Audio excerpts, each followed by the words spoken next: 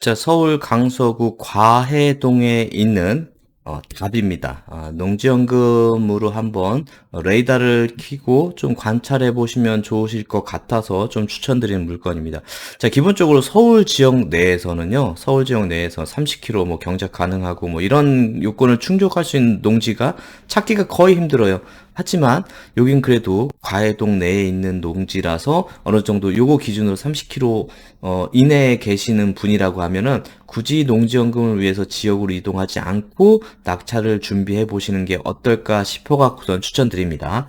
자, 해당 농지연금으로 어떤 형태로 준비하셔야 될지 영상에서 설명드릴게요.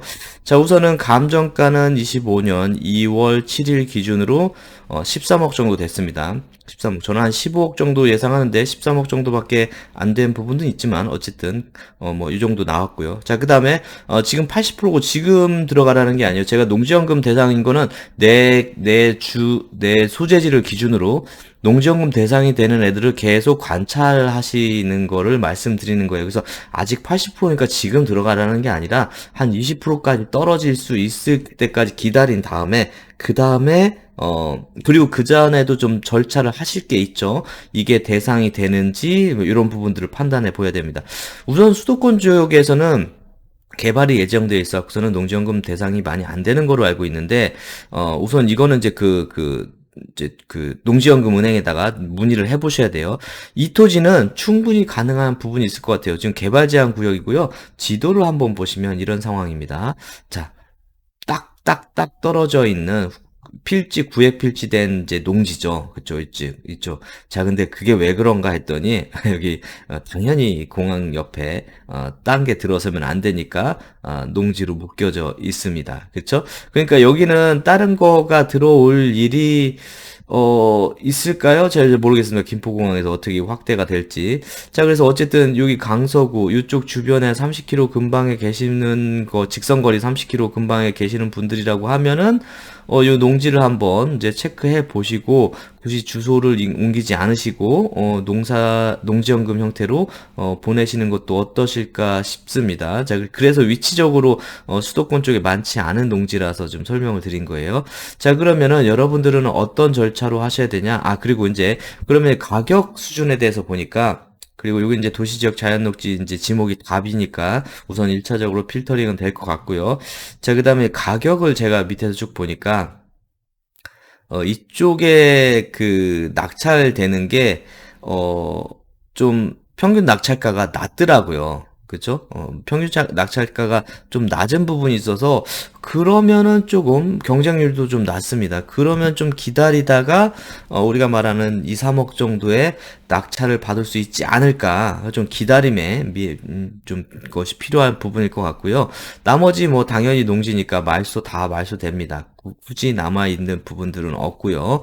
자, 그 다음에 뭐 이제 당연히 농지증 발급 받으실 수 있는 분이 들어가셔야지, 안 그러면은 보증금 떼일입니다. 자, 그래서 요 부분도 충분히 확인하시고 들어가셔야 되고, 나머지 뭐 말소 기준 뭐 특별한 부분 없습니다.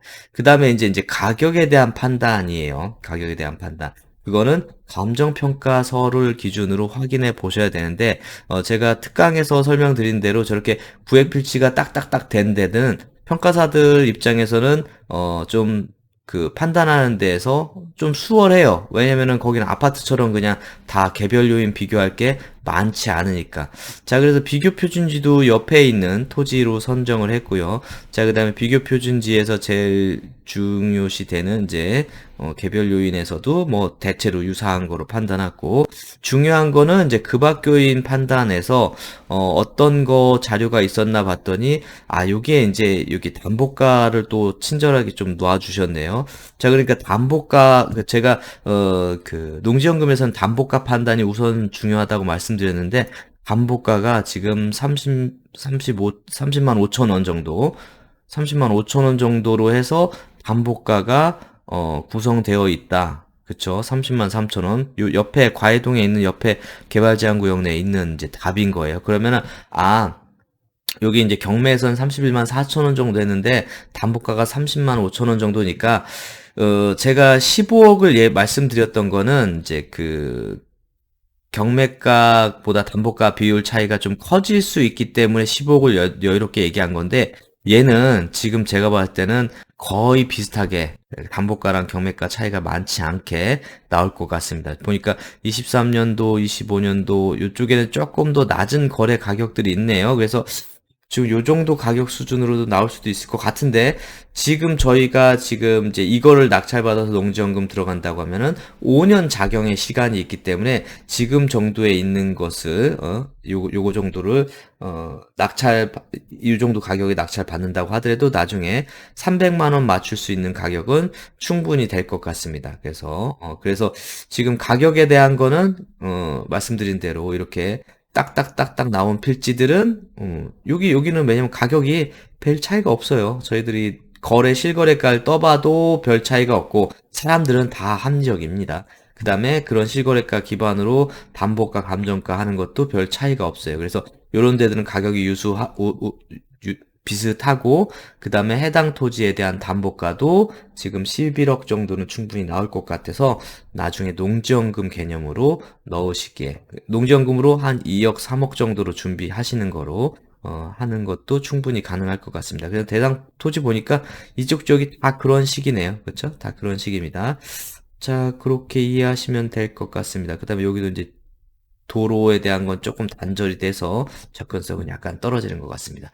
자, 그래서 지금 이 토지는, 지금 당연히 80%니까 들어가시면 안 되고, 최대한 떨어져서 2억, 3억 정도에 떨어졌을 때, 들어가시는 걸 추천드리고요. 그 사전 단계로는 내가 농업인이 될 수 있는지에 대한 사람들, 농지증을 발급받아야 되니까, 그거에 대한 부분과 농지은행에 문의를 해서, 요 토지가 대상이 되는지 여부, 그쵸? 그거를 상담을 받아보셔야 되는 게 우선 핵심입니다. 그래서 농지은행에 문의해서 이게 되는지 여부를 확인해 보시고 5년 작용 후에 넣을 개념으로, 그걸 너무 순진하게 이걸 내가 낙찰받아서요 이렇게 얘기하시지 마시고, 과해동에 요 토지가 있는데 요게 농지연금으로 대상이 되는지 물어보셔야 돼요. 왜냐면 경매 낙찰 받아서 농지연금으로 하는 거는 특강에서도 말씀드렸지만 지금 법이 개정되면서 이 원칙적으로는 불가하다라고 한 건데, 그거를 이제 낙찰 받을 거예요라고 얘기하시면은 상담이 또 원활하지 않을 수도 있습니다. 아시겠죠? 그러니까 내가 요 토지를 갖고 있는데 농지연금으로 가입이 가능합니까라고 한번 문의를 해 보시고, 그 다음에 농지증 발급하기 위해서는 우리가 이제 다른 전문직이 있거나 하시면 안 되니까, 그래서 농지증 발급할 여부도 해당 관서에 지자체에 문의를 해 보시고 가격이 떨어질 거를 찾아보시고, 그 다음에 이게 농업기술센터 같은 것들이 제가 지금 강서구 쪽은 좀 확인 안 해봤는데 농민들 농사 짓는데 도움이 되는 것들이 좀 있어요. 그래서 그런 데에서 도움을 좀 받아보셔도 됩니다. 그래서 요거는 농지연금 형태로 수도권에서 준비하실 만한 거로 레이더를 켜고 보실 만한 물건으로 그렇게 추천드리겠습니다. 감사합니다.